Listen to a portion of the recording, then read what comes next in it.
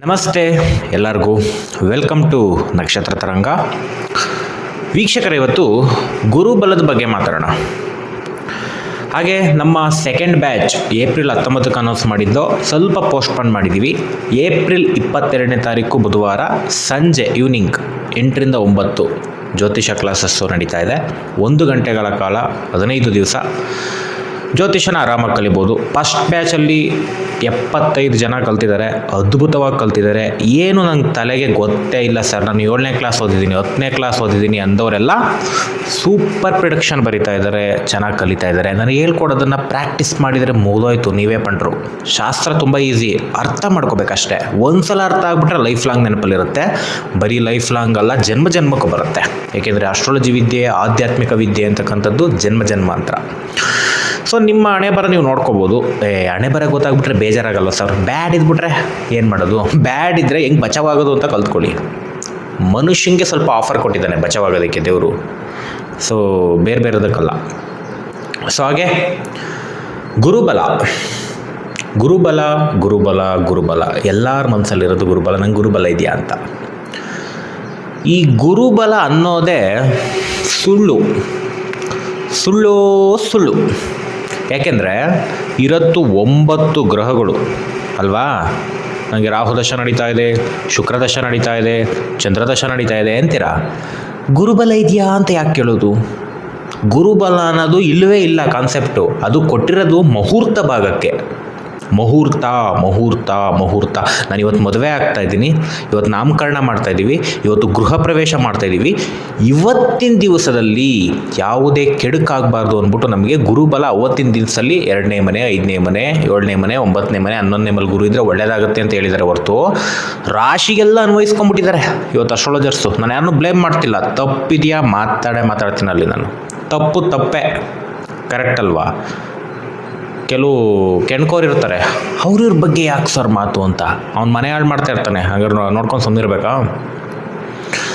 So ರಾಶಿ ಫಲ ಅಂತಕ್ಕಂಥದ್ದು ಇಲ್ಲ.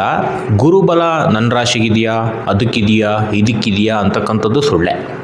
ಓಕೆ, ನಮ್ಮದವ್ರು ಹಣೆ ಬರ ಅನುಭವಿಸಿ ಏನು ಮಾಡೋಕ್ಕಾಗತ್ತೆ? ಬಚಾವಾಗಬೇಕು, ನಾವು ಅವೇರ್ನೆಸ್ ಕೊಡಬೇಕು, ಕೊಡ್ತೀವಿ. ಒಬ್ಬ ಮನುಷ್ಯ ಬಚಾವಾಗೋಕ್ಕೆ ನಮ್ಮ ಚಾನಲಲ್ಲಿ ಕೊಡ್ತೀವಿ. ನಾನು ಕೊಡ್ತಾ ಇಲ್ಲ, ದೇವ್ರು ಕೊಡಿಸ್ತಾ ಇರೋದು.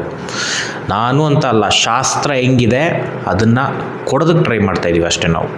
ನಾವೆಲ್ಲ ಸೂತ್ರಧಾರಿಗಳು ಭಗವಂತನ ಮುಂದೆ. ಯಾಕೆಂದರೆ ದೇವರು ನಿನಗೆ ಒಳ್ಳೆಯದು ಕೆಟ್ಟದ್ದನ್ನು ಜಾತಕದಲ್ಲಿ ಬರೆದು ಕಳಿಸಿದ್ದಾನೆ ಆಲ್ರೆಡಿ. ನಿನ್ನ ಒಳ್ಳೆ ಟೈಮ್ ಇದ್ದರೆ ಪ್ರಯತ್ನ ಮಾಡಿ ಪಡ್ಕೊ, ಕೆಟ್ಟ ಟೈಮ್ ಇದ್ದರೆ ಹೆಂಗಿರ್ಬೇಕು ಹಂಗಿರು. ಸೊ ಈ ರೀತಿ ಒಂದು ಕರ್ಮಫಲನ ಹೇಳುತ್ತೆ ಜಾತಕ, ದಶಾಭುಕ್ತಿ. ನೀವು ಅಸ್ಟ್ರಾಲಜಿ ಕಲ್ತ್ಕೊಂಡ್ಬಿಟ್ರೆ ಹೆಂಗೆ ಗೊತ್ತಾ? ಪ್ರತಿಯೊಂದನ್ನು ನೋಡ್ಕೊಂಡು ಕೂತ್ಕೋಬೋದು. ನಾನು ಹಿಂದಿನ ಲೈಫಲ್ಲಿ ಏನಾಗಿತ್ತು, ಇವಾಗ ಏನು ನಡೀತಾ ಇದೆ, ಮುಂದೆ ಹೆಂಗಿರುತ್ತೆ, ಪ್ರತಿಯೊಂದು ಗೊತ್ತಾಗ್ಬಿಡುತ್ತೆ. ಆಶ್ಚರ್ಯ ಆಗುತ್ತೆ, ಖುಷಿ ಆಗುತ್ತೆ. ಸೊ ಎಲ್ಲ ಥರದ್ದು ಆಗುತ್ತೆ. ಸೊ ಎಲ್ಲರಿಗೂ ಒಂದು ಭಯ ಇರುತ್ತೆ, ಅಯ್ಯೋ ನಮ್ಮ ಯಜಮಾನರು ನಂಬಲ್ಲ ಸರ್ ಅಸ್ಟ್ರಾಲಜಿ. ನನಗೇನೋ ತುಂಬ ಆಸೆ, ಹಣೆ ಬರ ಅಲ್ಲೂ ಬಿಡಲ್ಲ. ಈ ಅದೃಷ್ಟ ಇಲ್ಲ ಅಂದರೆ ನಿಮ್ಮನ್ನು ಕಲಿಯೋಕ್ಕೆ ಬಿಡಲ್ಲ ಅಸ್ಟ್ರಾಲಜಿನ. ಅದೃಷ್ಟ ಇದ್ದರೆ ಮಾತ್ರ ಸಾಧ್ಯ. ಹಾಗೆ ಗುರುಬಲ ನಂಬೋರ್ದು, ರಾಶಿಫಲ ನಂಬೋರ್ದು ನಿಮ್ಮದು ಸ್ವಲ್ಪ ದುರಾದೃಷ್ಟನೇ. ಎಲ್ಲೋ ಒಂದು ಕಡೆ ಜಾತಕ ಕೆಟ್ಟಿದ್ರೆ ಹಂಗೆ ಆಡೋದು. ನನಗೆ ಗುರುಬಲ ಇದೆಯಾ, ನನ್ನ ರಾಶಿ ಯಾವುದು, ನನ್ನ ರಾಶಿಗೆ ಏನಾಗುತ್ತೆ, ಅದೃಷ್ಟ ಕೆಟ್ಟವರೇ ಹಂಗೆ ಆಡೋದು. ಶಾಸ್ತ್ರದಲ್ಲೇ ಇದೆ. ಇನ್ನೊಂದು ದುರಂತ ಏನು ಗೊತ್ತಾ? ನಮ್ಮ ದೇಶದಲ್ಲಿ ಗಣಕೂಟ ನೋಡೋದು, ಮ್ಯಾಚಿಂಗ್ ನಮ್ಮಿಬ್ಬರಿಗೂ ಮ್ಯಾಚ್ ಆಗುತ್ತಾ? ಈ ಮ್ಯಾಚಿಂಗ್ ಅನ್ನೋ ಕಾನ್ಸೆಪ್ಟು ತಪ್ಪಾಗಿ ಅರ್ಥ ಮಾಡ್ಕೊಂಡ್ಬಿಟ್ಟಿದ್ದಾರೆ. ಗಣಕೂಟ ನೋಡಿ ಒಂದು 2% ಬರುತ್ತೆ, ಒಂದು 2% ತೊಗೊಳ್ಳಿ. 100% ಅದೇ ತೊಗೊಬಿಟ್ರೆ ಜೀವನನೇ ಚೆನ್ನಾಗಿರಲ್ಲ. ಅದ್ರ ಜೊತೆ ಗುರುಬಲ ಸೇರಿಸ್ಕೊತೀರಾ, ಅಯ್ಯೋ ಗುರುಬಲ ಇಲ್ವಂತೆ ಮದುವೆ ಆಗಲ್ವಂತೆ. ಎಲ್ಲಿದೆ ಶಾಸ್ತ್ರದಲ್ಲಿ ಗುರುಬಲ ಇದ್ರೇ ಮದುವೆ ಆಗೋದು ಅಂತ? ಎಲ್ಲಿದೆ ಶಾಸ್ತ್ರದಲ್ಲಿ ಗಣಕೂಟ ಚೆನ್ನಾಗಿದ್ರೇ ಚೆನ್ನಾಗಿರೋದು ಅಂತ? ದುರಂತ ಅಂದರೆ ಏನು ಗೊತ್ತಾ? ಅಷ್ಟು ಕೋರ್ಟ್ ಕೇಸಲ್ಲಿ ಡಿವೋರ್ಸ್ ತೊಗೋತಾ ಇದ್ದಾರೆ ಇಷ್ಟೊಂದು ಜನಗಳು. ಆದರೂ ನಮ್ಮ ಜನಗಳಿಗೆ ಬುದ್ಧಿ ಬರ್ತಾ ಇಲ್ಲ, ಗಣಕೂಟನೇ ನೋಡೋದು ಹೋಗ್ಬಿಟ್ಟು. ಅವನು ಅಲ್ಲೊಂದು ಸಂಬಂಧಗಳೇ ಹಾಳಾಗ್ತಾ ಇದೆ. ಅವ್ರು ಗಣಕೂಟ ನೋಡಿರಲಿಲ್ವಂತ ಒಂದು ಥಿಂಕಿಂಗ್ ಮಾಡೋ ಒಂದು ಜನರಲ್ ನಾಲೆಡ್ಜು ಇಲ್ಲ ಇವತ್ತು ಜನಗಳಿಗೆ. ತನ್ನ ಮಕ್ಕಳು ಜೀವನ ಹಾಳು ಮಾಡ್ತಾರೆ.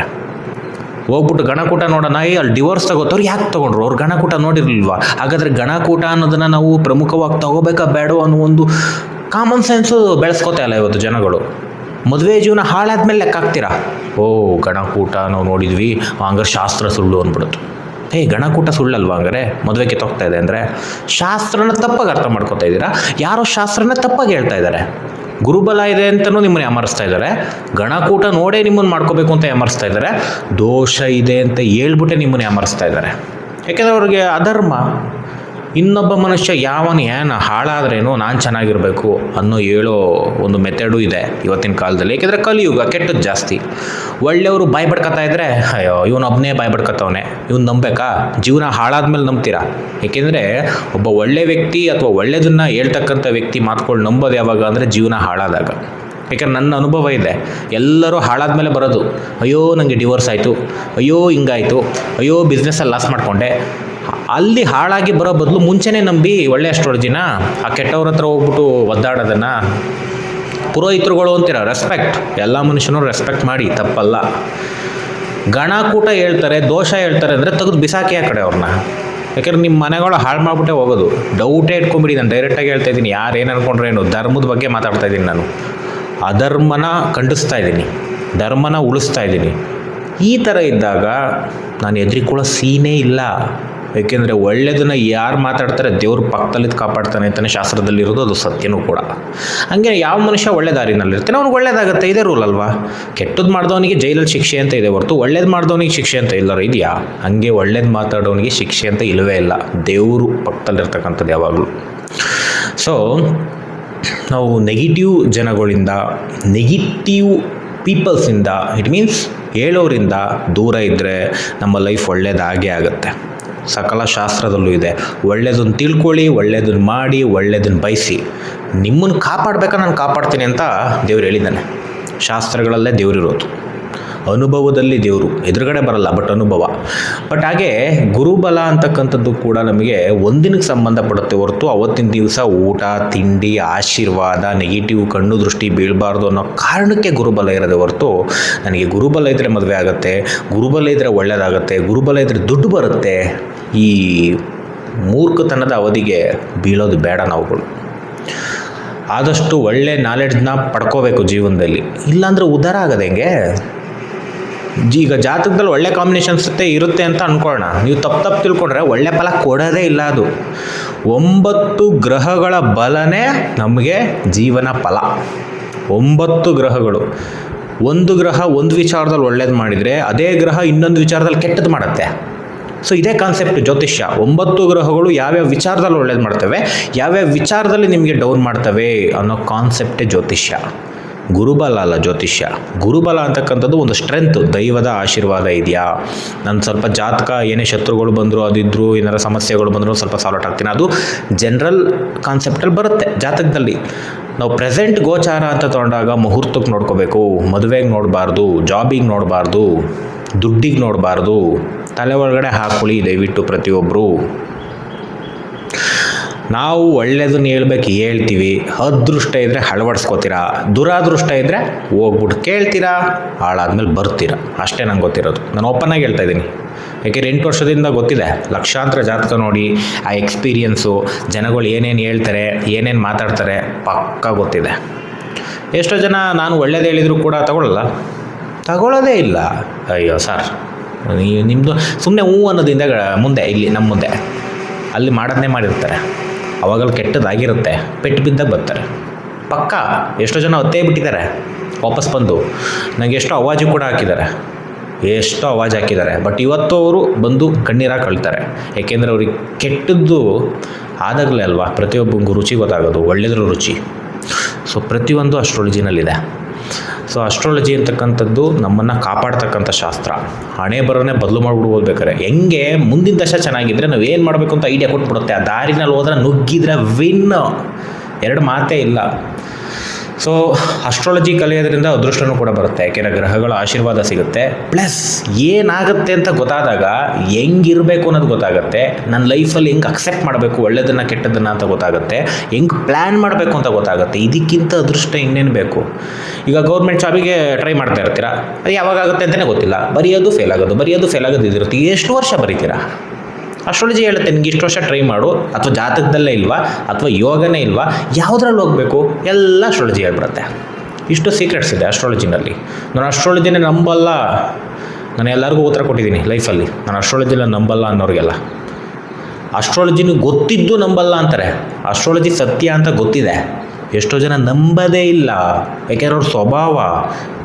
ದೇವ್ರನ್ನೇ ನಂಬಲ್ಲ, ದೇವರು ಸತ್ಯ ಇದೇನೆ ಅಂತ ಎಲ್ಲರಿಗೂ ಗೊತ್ತಿದೆ, ಕೆಟ್ಟವ್ರಿಗೂ ಗೊತ್ತು. ಈ ಸ್ವಭಾವ ಬಿಡೋದಿಲ್ಲ. ನಾನು ಹಿಂಗೇ ಬೈಕೊಂಡಿರ್ಬೇಕು, ಹಿಂಗೇ ಅವಮಾನ ಮಾಡ್ಕೊಂಡಿರ್ಬೇಕು ಅನ್ನೋದೇ ಸ್ವಭಾವ ಇರುತ್ತೆ ಕೆಲವ್ರದ್ದು, ಹಂಗೇ ಇರ್ತಾರೆ.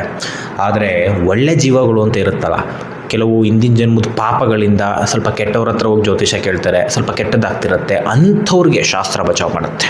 ತುಂಬ ಇಂಪಾರ್ಟೆಂಟ್ ಅಂಥವ್ರಿಗೆ.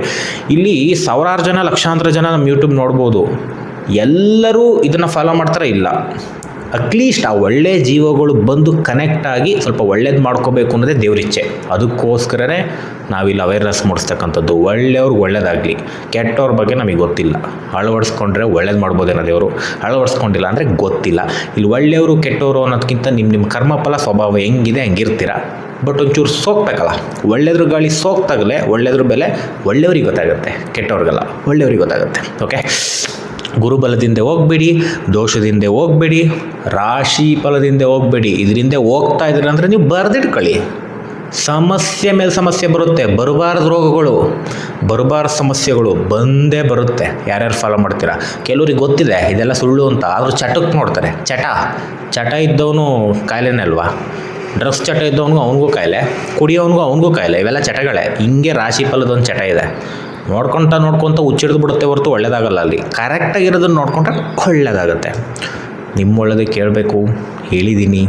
ಅಳವಡಿಸ್ಕೊತೀರಾ, ಬಿಡ್ತೀರಾ, ಲೇಜಿನೆಸ್ ಮಾಡ್ತೀರಾ, ನಿಮಗೆ ಬಿಟ್ಟಿರೋದು. ಓಕೆ, ತಿಳಿಸಿದ್ದೀನಿ. ಏಪ್ರಿಲ್ 22ನೇ ತಾರೀಕು ಅಸ್ಟ್ರಾಲಜಿ ಕ್ಲಾಸ್ಗೆ ಜಾಯ್ನ್ ಆಗಿ ಆಸಕ್ತಿ ಇರೋರು, ಟೈಮ್ ಇರೋರು, ಎಸ್ಪೆಷಲಿ ಟೈಮ್ ಇರಬೇಕು. ನಾನು ಬ್ಯುಸಿ, ನಾನು ಆಮೇಲೆ ನೋಡ್ಕೋತೀನಿ. ಅಸ್ಟ್ರಾಲಜಿ ವಿದ್ಯೆ ಒಂದಿನ ಡಮರ ಅಂದ್ರೆ ಡಮರೇ, ಅದು ತಲೆ ಒಳಗಡೆ ಹೋಗಲ್ಲ. ಕಂಟಿನ್ಯೂಸ್ ಆಗಿ ಕಲಿಬೇಕು, ಪ್ರಾಕ್ಟೀಸ್ ಮಾಡಬೇಕು. ಅದ್ಭುತವಾಗಿ ನಿಮಗೆ ಅದು ತಲೆ ಒಳಗಡೆ ಹೋಗುತ್ತೆ, ಒಲಿಯುತ್ತೆ. ಬಟ್ ಯಾರಿಗೆ ಒಲಿಸ್ಬೇಕು ದೇವ್ರಿಗೆ ಗೊತ್ತಿದೆ. ನಾವು 1000 ಜನ ಕೇಳ್ಕೊಡ್ಬೋದು, ದೇವರಿಗೆ ಪಕ್ಕ ಗೊತ್ತು ಈ ವ್ಯಕ್ತಿ ಹೆಂಗೆ ಅಂತ. ಆ ವ್ಯಕ್ತಿಗೆ ಎಷ್ಟು ದಕ್ಕಿಸ್ಬೇಕು, ಯಾವ ರೀತಿ ಮಾಡಿಸ್ಬೇಕು, ದೇವ್ರು ಮಾಡಿಸ್ತಾ ಇರ್ತಾನೆ. ಸೊ ಎಲ್ಲವೂ ದೇವರೇ ಮಾಡಿಸೋದು, ನಮ್ಮದು ಪ್ರಯತ್ನಗಳಷ್ಟೇ, ನಮ್ಮ ಆಸೆಗಳಷ್ಟೇ, ಪ್ಲಸ್ ಕರ್ಮಫಲಗಳು ಇದ್ರ ಮೇಲೆ ನಿಂತಿರುತ್ತೆ. ಸೊ ಗುರುಬಲ 8 ವರ್ಷದಿಂದನೇ ಹೇಳ್ಕೊಂಬಂದಿದ್ದೀನಿ, ಹೋಗಬೇಡಿ ಅದರಿಂದ ಹೋಗಬೇಡಿ ಅಂತ. ನಮ್ಗೆ ಅವಾಗ ಕೇಳ್ತಾ ಇರ್ತಾರೆ, ನಮ್ಮನ್ನು ಕನ್ಸಲ್ಟೇಷನ್ ಮಾಡ್ತಾ ಇರ್ತಾರೆ, ಆದರೂ ಗುರುಬಲದ ಬಗ್ಗೆ ಕೇಳೋದು ಬಿಡಲ್ಲ. ಏನು ಮಾಡೋದು? ಅವ್ರಿಗೆ ಅನುಭವಿಸ್ಬೇಕು ಅಂತ ಇದ್ದಾಗ ನಮಗೂ ಹೇಳಿ ಸಾಕಾಗೋಗ್ಬಿಡುತ್ತೆ. ದೇವ್ರಿಗೆ ಅರ್ಪಣೆ ಮಾಡಿ ಬಿಟ್ಬಿಡೋದು. ಓಕೆ, ಆದಷ್ಟು ಚೇಂಜ್ ಮಾಡ್ಕೊಳ್ಳಿ ಮೈಂಡ್ಸೆಟ್ನ, ಪ್ಲ್ಯಾನಿಂಗ್ ಚೇಂಜ್ ಮಾಡ್ಕೊಳ್ಳಿ. ಅಸ್ಟ್ರಾಲಜಿ ಕಲೀಲಿಕ್ಕೆ ಪ್ರಯತ್ನ ಮಾಡಿ. ನಿಮ್ಮ ಜೀವನ ನೀವು ನೋಡಿಕೊಂಡ್ರೆ ನೀವೇ ಗ್ರೇಟ್. ಓಕೆ, ಯಾಕೆಂದರೆ ಎಲ್ಲ ಸ್ವಾರ್ಥಿಗಳೇ ಇಲ್ಲಿ ಕಲಿಯುಗದಲ್ಲಿ, ತುಂಬ ಸ್ವಾರ್ಥ ಹೆಚ್ಚಾಗಿರೋದ್ರಿಂದ ಅಟ್ಲೀಸ್ಟ್ ನಿಮ್ಮದು ನೀವೇ ಕಾಪಾಡ್ಕೊಳ್ಳಿ, ಅವಾಗ ಒಳ್ಳೇದಾಗ್ಬೋದೇನೋ. ಅದ್ರ ಜೊತೆ ಇನ್ನೊಬ್ರಿಗೂ ಹೇಳಿ, ಜ್ಯೋತಿಷ ಹೇಳ್ಬೇಕಾ ಹೇಳಿ, ಒಳ್ಳೇದು ಮಾಡಿ. ದೇವ್ರು ನಿಮ್ಮನ್ನು ಕಾಪಾಡ್ತಾನೆ, ದುಡ್ಡು ಕೂಡ ಕೊಡ್ತಾನೆ, ಮೋಸ ಮಾಡಲ್ಲ ದೇವರು. ಓಕೆ, ಇಷ್ಟು ಹೇಳ್ತಾ ಈ ಎಪಿಸೋಡ್ನ ಮುಗಿಸೋಣ. ನೆಕ್ಸ್ಟ್ ಎಪಿಸೋಡ್ ಕಾರ್ಯಕ್ರಮಗಳು ಇನ್ನೂ ಡಿಫ್ರೆಂಟ್ ಆಗಿ ಹೋಗೋಣ. ಓಕೆ, ಎಲ್ಲರಿಗೂ ಒಳ್ಳೆಯದಾಗಲಿ. ಶ್ರೀ ಕೃಷ್ಣಾರ್ಪಣಮಸ್ತು.